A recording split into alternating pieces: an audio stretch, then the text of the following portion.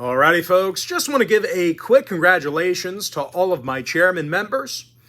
They cashed in on 6 different premium selections of mine on my premium page yesterday.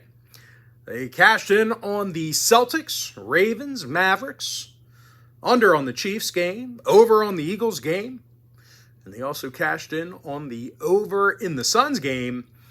And the only way you could have accessed all of those winners is to join my full access, all-inclusive chairman package.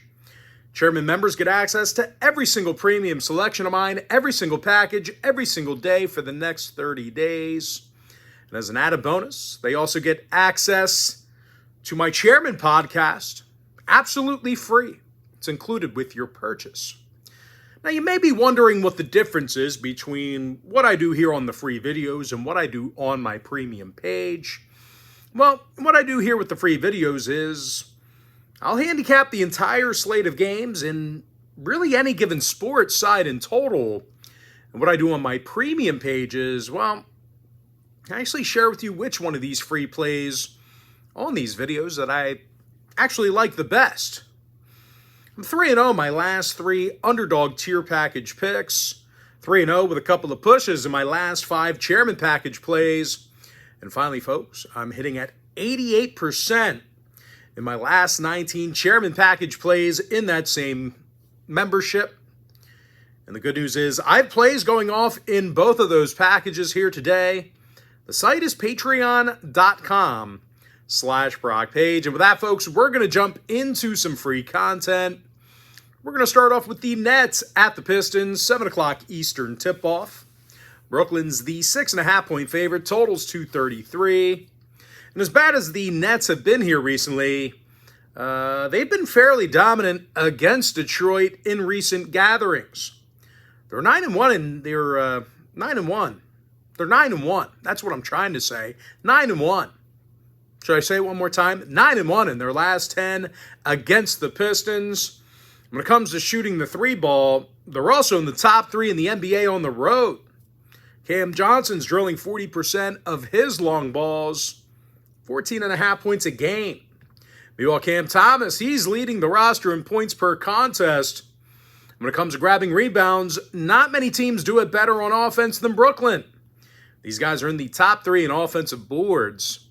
They're facing a Detroit squad who allows 121 points a night, and they lost nearly all of their home games. Well, hell, they lost nearly all of their games anywhere. They got just 2 wins on the year. They're 2-27 overall for their, entire season. Was it 2-27, 2-26? But anyway, when they're at home, well, not a lot of wins there. 1-13 straight up at the Little Caesars Arena. When it comes to shooting the basketball, well, they're just not very good at shooting it from long range. Detroit's dead last in offensive 3-point percentage. Now, injury-wise, Lonnie Walker is still out for Brooklyn. When it comes to the total, the Nets saw overs recently against the likes of the Nuggets, Warriors, and this very Pistons team. Meanwhile, 5 out of Detroit's last 7 got over the total themselves, giving the Nets minus 6.5 over 233. Next game, Magic Wizards, 7 o'clock East. Orlando's the 7-point favorite, totals 237.5. Now, the Magic's played some incredibly tough defense this year. They're in the top 3 in the East in field goals allowed. When it comes to grabbing boards, well, you're just not going to out-rebound these guys when they're on defense. They're leading the league in defensive rebounds per game. Wendell Carter leads the lineup in boards per game. Paolo Banchero, he's the club leader in scoring per game. They're facing a Washington club who lost 8 games out of their last 10 games. And they give up more points a game than anyone else. These guys allow a league-worst 127 points a game. And no real surprise, this is the worst defensive rebounding team in the entire NBA. Now, injury-wise, Kyle Kuzma is questionable for the Wizards. Wright and Davis are still out. Meanwhile, for the Magic on the other side, Ingles and Suggs could potentially suit up here today, both battling injuries at the moment.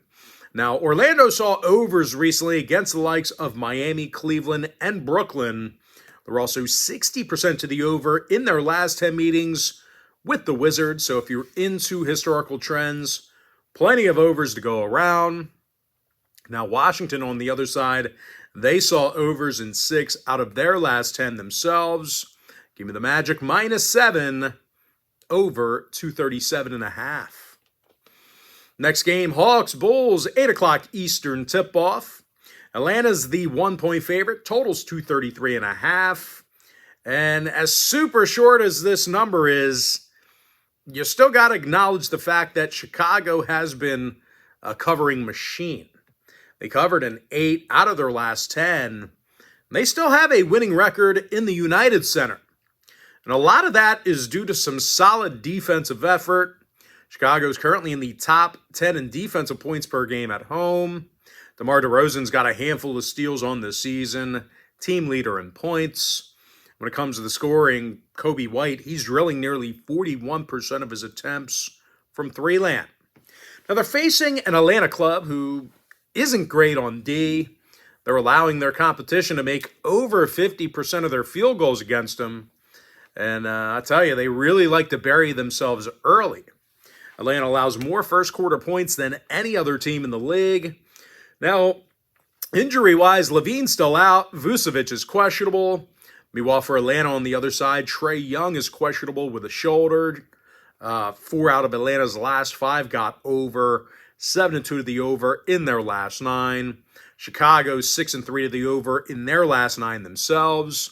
Give me the Bulls +1, over 233.5. Next contest, Pacers, Rockets, 8 o'clock Eastern start time. Houston's -3, totals 236. And I'll tell you, I do like this number for Houston bettors. They're 12-2 straight up on their own court this year. And out of those 14 home games, the Rockets covered the point spread in 86% of those contests. And for those who don't know, the Rockets are arguably the toughest team in the NBA to shoot against. They currently have the lowest defensive three-point percentage.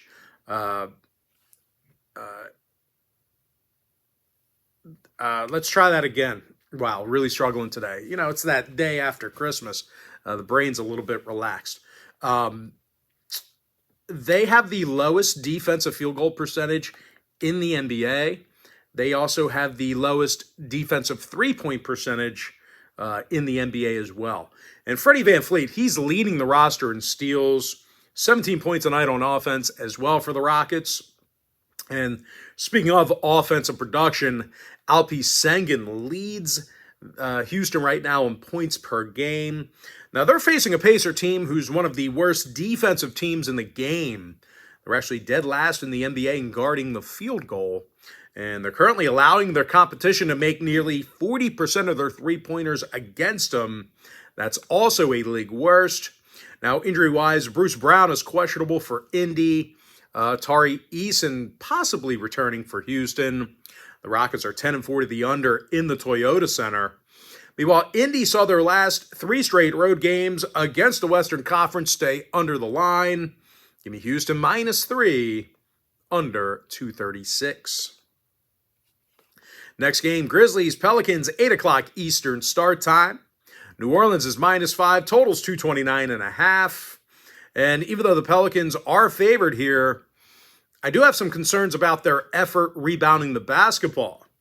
These guys are a bottom 10 rebounding team at home. And when it comes to defensive play, well, these guys allow most of their points late in games. They're in the bottom 10 in second half points allowed. Now they're facing a Grizzlies team who won their last 3 straight. And they averaged 119 points a game during that stretch. John Moran averages 28 points per contest. He's played 3 games, and they've all been wins. Those 3 games have been wins. He averaged 28 points per contest during that 3-game winning streak, 51% shooting from the field. Meanwhile, Desmond Bane, he's averaging over 25 points a night himself. Now, injury-wise, Cody Zeller is questionable for the Pels. Nance and Ryan are still out. When it comes to the total, the Pels saw unders recently against the likes of Houston, Charlotte, and this very Memphis team. Meanwhile, the Grizzlies saw 4 out of their last 5 stay under the line themselves. Give me the Grizzlies +5, under 229.5. All right, next contest, T-Wolves, Thunder, 8 o'clock Eastern start time. Oklahoma City's -3, totals 226. Now, OKC got the W in 7 out of their last 10. And they're one of the best. Oh, jeez. Come on. All right, try it again. OKC -3, total 226. Thunder got the W in 7 out of their last 10. One of the best shooting teams in the game. They're in the top 3 in offensive field goal percentage. They've also got the highest free throw percentage in the NBA. Shai Gilgeous-Alexander is making 91% of his attempts from the stripe. He also scores over 30.5 points a game. Meanwhile, Dort, Joe, and Wallace are drilling well over 40% of their three-pointers collectively. They're facing a Minnesota club who may have to go to work here today without Karl Anthony Towns. He is questionable with a knee injury. And even though this is a super short number, the T-Wolves do have a losing record against the point spread on the road. And the T-Wolves' biggest issue this season has been second-half point production. These guys are a bottom 10 scoring team in the second half. When it comes to the injury list, once again, Karl Anthony Towns is questionable. Jalen Clark is out. And when it comes to the total, the T-Wolves are 10-5 to the over as the official road team. Meanwhile, OKC saw 67% of their contests at the Paycom Center get over the line. Give me OKC -3, over 226. Next game, Jazz, Spurs, 8 o'clock East. Utah's the 2-point favorite, totals 242.5. Now, the Jazz have been pretty solid over the past couple of weeks. They got the W in 5 out of their last 7, and they covered the point spread in all but 2 of those games. Now, when it comes to rebounding the basketball, there's not many teams in the West better than these guys. They're currently in the top 5 in the West in defensive boards. They're also in the top 5 in the entire NBA in offensive rebounding as well. Lauri Markkanen's the club leader in boards and points. John Collins is drilling nearly 41% of his long balls. They're facing a 4-win San Antonio team who's just 2-12 straight up on their own court. And aside from giving up 124 points a game at home this year, they're also second to last in home defensive boards. Now, injury-wise, Wemby and Collins are questionable for San Antonio. When it comes to the total, 12 out of 14 home games for the Spurs got over the number. Meanwhile, Utah's gone 60% to the over in their last 10. Give me the Jazz -2, over 242.5. All right, next game, Kings, Blazers, 10 o'clock Eastern start time. Sacramento's -7, totals 236. Now, the Kings got the W in 6 out of their last 9, and they're making a bunch of three-pointers. These guys are making nearly 16 three-pointers per contest, and they tend to get on you early. They're currently in the top 3 in the West in first quarter scoring. Harrison Barnes, he's drilling over 40% of his three-pointers. De'Aaron Fox leads the lineup in scoring. And speaking of scoring, the Blazers on the other side, well, they don't do a lot of that. Portland is second to last in points per game. Portland's also dead last in the entire NBA in shooting from the field. Now, injury-wise, Ayton and Sharp are questionable for the Blazers. 3 out of Portland's last 4 outings fell under the total. They're also 62% to the under in the Moda Center. Meanwhile, Sacramento's gone 8-4 to the under in their last dozen road games. Give me the Kings -7, under 236. And with that, folks, we're going to jump into our next and final matchup for the video. It's going to be in that Hornets-Clippers game, 10:30 p.m. East. The LA Clippers are -11, totals 229. And now, the Clippers have played some really good basketball at home. They're 11-4 straight up in front of their own fans. Top 5 in defensive points allowed at home as well. Paul George leads the lineup in steals, 22 points a night on offense. Meanwhile, James Harden and Norm Powell, they're knocking down well over 42% of their three-pointers respectively. Now, they're facing a Charlotte club who gives up a bunch of points in the second half. They're actually allowing more fourth quarter points than any other roster except for one. And out of 5 ball games against Western Conference opponents, they've yet to record a W. Miller's questionable. Williams is doubtful. 5 out of the Hornets' last 6 ball games stayed under the number. The Clippers are 10-5 to the under on their own court. Give me the Clippers minus 11, under 229. And with that, folks, now it's time for our quick pick recap. Give me the Nets minus 6.5 over 233. Magic minus 7 over 237.5. Bulls plus 1 over 233 and a hook. I'm 3-0 my last 3 underdog tier package picks on my premium page. And if you sign up for that package here today, you're going to get access to that membership every single day for the next 30 days. And as an added bonus, you're also going to get access to all of my cheaper memberships during that time frame absolutely free. They're going to be included with your purchase. The link for my premium page is in my bio. Give me the Rockets minus 3, under 236. Grizzlies plus 5, under 229.5. Thunder minus 3, over 226. Jazz minus 2, over 242.5. Kings minus 7, under 236. With my next and final pick for the video, give me the Clippers minus 11, under 229.